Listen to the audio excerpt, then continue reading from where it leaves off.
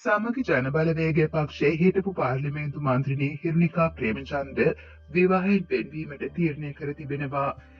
ඇය ඊයේ ෆේස්බුක් ගිණුමෙහි ඒ සම්බන්ධයෙන් සටහනක් තබමින් තමන් විවාහ වී සිටි ප්‍රසිද්ධ කලාශිල්පී හිරාන් යටෝවිටගෙන් වෙන්වීමට තීරණය කළ බවයි එහි දැක්වෙන්නේ. ඇය දීර්ඝ වශයෙන් සඳහන් කර ඇත්තේ මෙවැන්නක්. බොහෝ කල්පනා කිරීමෙන් හා සිතීමෙන් පසුව හිරාන් සහ මම අපගේ විවාහයෙන් වෙන්වීමට තීරණය කළෙමු. මෙම තීරණය ගනු ලැබුවේ අන්‍යෝන්‍ය ගෞරවය සහ අවබෝධයනේ. අපි වසර 10කට ආසන්න කාලයක් එකට ගත කර ඇත්තෙමු. අපි අපගේ සිහින ජීවිතය එකට නිර්මාණය කර ඇත්තෙමු. හාල්කරුවන් ලෙස අපට අත්වේදිය හැකි ආදරයට අපි සැබවින්ම කෘතඥ වෙමු. අපි විවාහ වූ විට අපි සදහටම පොරොන්දු වූයේ නැත.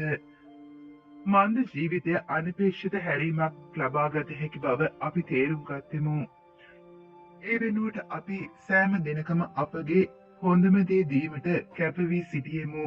ඒ වගේම අපි බොහෝ ප්‍රීතිමත් වසර ගණනාවක් ගත කළේ එලෙසයි. අපි අපගේ මාවත වෙනස් වූ සංධිස්ථානයකට පැමිණියෙමු.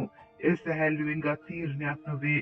අපි මාස ගණනක් ඒ ගැන කල්පනා කළ නමුත් අවසානයේ එකිනෙකාට ස්වාධීනත්වය ලබා දීමට තීරණයකට පැමිණියෙමු. අපි බෙදාගත් කාලය ගැන අපි කෘතඥ වෙමු. අපි එකිනෙකාට සුබ පතනවා.